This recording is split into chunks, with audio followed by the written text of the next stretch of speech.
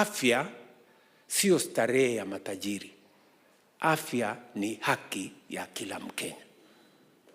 Hivyo ndivyo katiba inavyosema. Tunaelewana jamani? Hivyo ndivyo katiba inavyosema. Na hii universal health coverage sio mimi peke yake nimesema tufanye. Hapana. Serikali ya NASA wale watu wa NASA walikuwa wamesema mambo ya universal health coverage. Kulikuwa kwa ile mambo ya NAC. Ilikuwa kwa serikali yetu ya Jubilee. Tulijaribu kufanya ikashindikana. Ilikuwa kwa manifesto ya Kenya Kwanza na ilikuwa kwa manifesto ya Azimio katika hii uchaguzi ambayo ilipita. Tunaelewana jamani?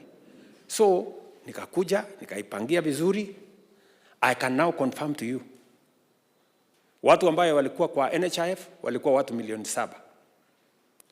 Watu ambao wamejiandikisha sasa kwa hii SHA ni watu milioni 24.5.